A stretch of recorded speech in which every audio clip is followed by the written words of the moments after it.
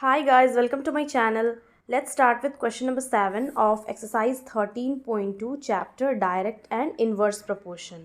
Question number है, a batch of bottles were packed in 25 boxes with 12 bottles in each box. If the same batch is packed with 12 bottles in each box, how many boxes would be filled? तो question में है कि 25 boxes है और हर एक box में 12 number of bottles रखा हुआ है और अगर सेम बैच में 20 बॉटल रखा जाता है हर एक बॉक्स में तो नंबर ऑफ बॉक्सेस कितना होगा। तो क्लियरली यहाँ पता चल रहा है क्वेश्चन से कि ये इनवर्सली प्रोपोर्शनल से रिलेटेड क्वेश्चन है, बिकॉज अगर नंबर ऑफ बॉक्सेस ज़्यादा है यहाँ पे तो नंबर ऑफ बॉटल्स कम है, वहीं अगर नंबर ऑफ बॉटल्स बढ़ा दिया जाए तो जो बॉक्सेस है वो कम हो जाएंगे। तो इस क्वेश्चन को भी सॉल्व करने के लिए पहले हम लोग टेबल बना लेंगे। पहले यहाँ पे लिखेंगे नंबर ऑफ बॉक्सेस और नंबर ऑफ बॉटल्स, ये x है और ये y है। पहले नंबर ऑफ बॉक्स 25 था तो 12 बॉटल्स था, और अगर नंबर ऑफ बॉटल्स बढ़ा दिया जाए यानी कि 20 नंबर ऑफ बॉटल्स हो तो नंबर ऑफ बॉक्सेस क्या आएगा, इसको हम लोग x ले लेते हैं। यहाँ पे हम लोग लिख लेते हैं let the number of boxes be x। तो फाइंड कर लेते हैं, since we know that x1 by x2 is equal to y2 by y1। तो यहाँ पे x1 है 25 और x2 है x जो कि फाइंड करना है, is equal to 20 by 12। y2 20 है और y1 है 12। सॉल्व कर लेंगे तो ये हो जाएगा x इज इक्वल टू, यहाँ पे डायरेक्टली हम लोग सॉल्व कर रहे हैं, यहाँ पे क्रॉस मल्टीप्लाई करेंगे तो x डिवीजन में है, मल्टीप्लिकेशन में चला जाएगा ऊपर और 12 25 के बगल में चला जाएगा, तो 25 इंटू 12 डिवाइडेड बाई 20। 5 से कैंसिल कर लेते हैं हम लोग, 5 4 ज़ा 5 5 ज़ा अगेन 4 1 ज़ा 4 3 ज़ा। तो यहाँ पे x का वैल्यू क्या आ गया 5 इंटू 3, तो 5 3 ज़ा 15।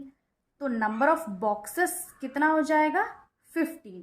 तो यहाँ पे हम लोग स्टेटमेंट लिख लेंगे, hence 15 boxes would be filled if the same batch is packed using 20 bottles in each box. Question number 8. A factory requires 42 machines to produce a given number of articles in 63 days. How many machines would be required to produce the same number of articles in 54 days? Question में है कि एक factory है जहाँ कुछ number of articles को बनाने के लिए 42 मशीन्स चाहिए और वो आर्टिकल 63 डेज में कंप्लीट होता है, और वही same number of articles 54 days में प्रोड्यूस किया जाए तो कितना नंबर ऑफ मशीन्स का ज़रूरत पड़ेगा। तो यहाँ बेसिकली हम लोग को फाइंड करना है नंबर ऑफ मशीन्स। तो इस क्वेश्चन को भी सॉल्व करने से पहले हम लोग टेबल बना लेंगे, number of machines and number of days.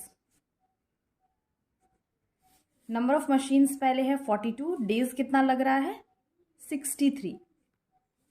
Again जो है नंबर ऑफ डेज घट जाता है 54 हो जाता है, तो हम लोग को फाइंड करना है नंबर ऑफ मशीन्स। यहाँ पे हम लोग लिख लेते हैं let the number of machines be x। तो ये x है ये y है, दैट मीन्स ये x1 हुआ ये x2 हुआ ये y1 हुआ ये y2 हुआ। अब सिंस ये जो क्वेश्चन है क्लियरली पता चल रहा है कि ये इन्वर्सली प्रोपोर्शनल है, बिकॉज जैसे यहाँ नंबर ऑफ डेज डिक्रीज हो रहा है तो number of machine obviously increase होगा।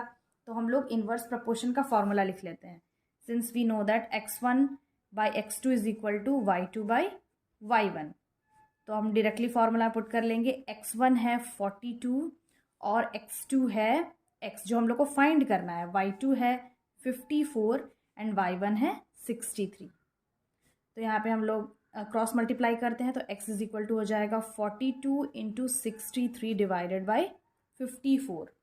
ये हम लोग 9 से कैंसिल कर लेते हैं, 9 7 ज़ा 63 9 6 ज़ा 54। अगेन 6 के टेबल में 42 आता है, 6 6 ज़ा 36 6 7 ज़ा 42 6 1 ज़ा 6 एंड 6 7 ज़ा 42। तो यहाँ पे आ गया x is equal to 7 into 7 is equal to 49, तो x का वैल्यू क्या आ गया 49। तो फाइनली हम लोग स्टेटमेंट लिख लेंगे, hence 49 machines would be required to produce the same number of articles in 54 days. Question number 9 है, a car takes 2 hours to reach a destination by traveling at the speed of 60 km per hour. How long will it take when the car travels at the speed of 80 km per hour? तो question में है कि एक car है जिसको अपने destination तक पहुंचने के लिए 2 आवर्स लगता है अगर वो 60 किलोमीटर पर आवर स्पीड से ट्रैवल करे तो, और वही डेस्टिनेशन तक पहुंचने के लिए कार को कितना टाइम लगेगा अगर उसका स्पीड 80 किलोमीटर पर आवर हो तो यहाँ पे हम लोग को फाइंड करना है नंबर ऑफ आवर्स, कितना टाइम लगेगा। तो हम लोग पहले लिख लेंगे speed, that is which is in kilometre, number of hours, या फिर यहाँ पे हम लोग लिख सकते हैं टाइम टेकन। तो फर्स्ट जो स्पीड है उसका वो है 60 किलोमीटर पर आवर और टाइम कितना लग रहा है 2 आवर्स। सेकेंड गिवन है 80 किलोमीटर पर आवर और यहाँ पे हम लोग को फाइंड करना है इसका number of hours, that is time. तो यहाँ पे अभी हम लोग लिख लेते हैं let the number of hours be x, इसको हम लोग x मान लेते हैं और इसको y, दैट मीन्स ये x1 है, ये x2, ये y1, ये y2। ये क्वेश्चन भी इन्वर्स प्रोपोर्शन से रिलेटेड है बिकॉज जैसे यहाँ पे जो स्पीड है वो इंक्रीज करेगा तो जो नंबर ऑफ आवर है ऑब्वियसली डिक्रीज होगा। तो अब इसको हम लोग फाइंड कर लेते हैं। Now since we know that x1 by x2 is equal to y2 by y1, यह इन्वर्स प्रोपोर्शन का फॉर्मूला, और इसमें x1 है 60 divided by 80 is equal to y2 find करना है, दैट इज x, और y1 है 2। तो यहाँ पे हम लोग क्रॉस मल्टीप्लाई कर लेंगे तो x इज इक्वल टू हो जाएगा 60 इंटू 2 डिवाइडेड बाई 80, ये 0 0 कैंसिल, 2 1 ज़ा, 2 4 ज़ा, 2 2 ज़ा एंड 2 3 ज़ा, तो ये आ गया 3/2 आवर। इसको हम लोग डिवाइड करेंगे तो इसका वैल्यू आएगा 1 इंटीजर 1/2 और 2 1 ज़ा 2 प्लस 1 3, ये आ गया 3/2। तो अब ये क्या आ गया 1.5 hour, that is equal to 1 hour and 30 minutes. तो यहाँ पे हम लोग फाइनली लिख सकते हैं hence car would take 1.5 hour और 1 hour 30 minutes when the car travels at the speed of 80 kilometre per hour. Next question है question number 10। 2 persons could fit new windows in a house in 3 days. One of the persons fell ill before the work started. How long would the job take now? And second है how many persons would be needed to fit the windows in 1 day? तो question में है कि एक घर है जहाँ पे 2 लोग मिलके उस घर का जो विंडो है न्यू विंडो फिट करते हैं 3 डेज में। तो फर्स्ट क्वेश्चन है अगर उन 2 पर्सन में से एक पर्सन बीमार पड़ जाता है बिफोर द वर्क स्टार्टेड, यानी कि काम शुरू होने से पहले, तो अब काम कंप्लीट होने में कितना टाइम लगेगा। एंड सेकेंड क्वेश्चन है कि अगर उस वर्क को एक ही दिन में कंप्लीट किया जाए तो कितने पर्सन्स चाहिए। तो इसमें बेसिकली 2 क्वेश्चंस हैं, तो पहले हम लोग फर्स्ट सॉल्व करेंगे, देन फिर नेक्स्ट वाला जो सेकंड क्वेश्चन है वो सॉल्व करेंगे।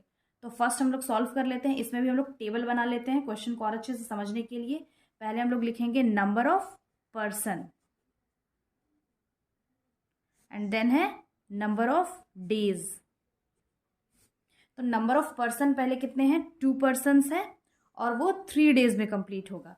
देन फिर उनमें से जो एक पर्सन है वो सिक हो जाता है, बीमार पड़ जाता है, तो कितना बचा 1 बचा, और नंबर ऑफ डेज कितना लगेगा वो हम लोग को फाइंड करना है। तो यहाँ पे हम लोग लिख लेते हैं let the number of days be x and since x1 by x2 is equal to y2 by y1 होता है इसका फॉर्मूला। x1 है ये x ले लेते हैं, ये y, तो x1 है 2 डिवाइडेड बाई y1 है 1 और यहाँ पे y2 है x बाई 3, तो ये हो जाएगा x इज इक्वल टू, तो यहाँ पे हम लोग मल्टीप्लाई कर लेंगे 2 इंटू 3, तो 3 2 ज़ा 6, तो नंबर ऑफ डेज कितना लगेगा 6 डेज। तो यहाँ पे हम लोग स्टेटमेंट लिख लेंगे hence job would take 6 days when one of the person fell ill before the work started. अब नेक्स्ट जो क्वेश्चन है how many persons would be needed to fit the window in 1 day, तो इसमें भी हम लोग टेबल बना लेंगे। यहाँ पे भी लिख लेंगे number of days and number of persons. तो नंबर ऑफ डेज कितने हैं यहाँ पे 3 डेज, नंबर ऑफ पर्सन है 2। यहाँ पे गिवन है क्वेश्चन में 1 डे एंड नंबर ऑफ यहाँ पे पर्सन फाइंड करना है, ये x ये y। यहाँ पे भी हम लोग लिख लेते हैं let the number of person be x। So since we know that x1 by x2 is equal to y2 by y1 होता है, x1 है 3 by 1 is equal to x by 2। तो इसमें भी हम लोग क्रॉस मल्टीप्लाई करेंगे तो ये x इंटू 1 तो x ही होगा और 3 इंटू 2 तो 3 2 ज़ा क्या आ गया अब x का वैल्यू 3 2 ज़ा 6। तो यहाँ पे भी कितने पर्सन्स चाहिए एक दिन में जॉब कंप्लीट करने के लिए 6 पर्सन्स। तो यहाँ पे भी हम लोग स्टेटमेंट लिख लेंगे hence 6 persons would be needed to fit the windows in 1 day. Because since ये क्वेश्चन भी क्या है इनवर्स प्रोपोर्शन से रिलेटेड है, तो इस क्वेश्चन में भी हम लोग देख लिए कि जहाँ नंबर ऑफ पर्सन इंक्रीज हो रहा है तो नंबर ऑफ डेज डिक्रीज हो रहा है, एंड सेकंड वाले में यहाँ पे नंबर ऑफ डेज डिक्रीज हो रहा है तो नंबर ऑफ पर्सन इंक्रीज हो रहा है। नेक्स्ट क्वेश्चन है question number 11। A school has 8 periods in a day each of 45 minute duration. How long would each period be if the school has 9 periods a day assuming the number of school hours to be the same। तो question में है कि एक school है जहाँ पे एक दिन में 8 पीरियड्स होता है और हर एक पीरियड का ड्यूरेशन है 45 मिनट्स। तो अगर उस स्कूल में 9 पीरियड्स होता है तो हर एक पीरियड कितने ड्यूरेशन का होगा अगर स्कूल का जो आवर हो टाइम हो वो सेम हो। दैट मीन्स अगर 8 to 2 है तो 8 to 2 ही के बीच में हम लोग को बताना है कि वो 9 पीरियड्स कितने ड्यूरेशन में एडजस्ट होगा। तो यहाँ पे हम लोग को फाइंड करना है ड्यूरेशन ऑफ ईच पीरियड, यानी कि जो 1 पीरियड है वो कितना ड्यूरेशन का होगा। तो यहाँ पे हम लोग पहले लिख लेते हैं let the duration of each period be x। Again हम लोग यहाँ पे भी टेबल बना लेंगे। पहले लिखेंगे number of periods and duration जो मिनट में है। तो नंबर ऑफ पीरियड्स फर्स्ट कितना था 8 पीरियड्स एंड टाइम इसका क्या था 45 मिनट्स। अगेन अगर नंबर ऑफ पीरियड्स एक बढ़ा दिया जाए दैट मीन्स अगर 9 पीरियड्स हो तो इसका ड्यूरेशन क्या होगा वो फाइंड करना है। अगर इसको हम लोग x ले लेते हैं तो ये y है, and since we know that x1 by x2 is equal to y2 by y1। इसमें x1 क्या है 8 by 9 is equal to x by 45। Cross multiply करेंगे तो ये हो जाएगा x is equal to 8 into 45 by 9। 9 1 ज़ा 9 5 ज़ा तो ये क्या आ गया x is equal to 8 into 5 8 5 ज़ा 40। तो ये हो गया 40 मिनट्स। दैट मीन्स अगर स्कूल में 9 पीरियड्स होते हैं तो उन 9 पीरियड्स में हर एक पीरियड का जो ड्यूरेशन होगा वो होगा 40 मिनट्स का। तो यहाँ पे भी हम लोग फाइनली स्टेटमेंट लिख लेंगे hence each period would be of 40 minutes if the school has 9 periods in a day. So this was the last question of this exercise as well as of this chapter. I hope ये solution समझ में आ गया होगा।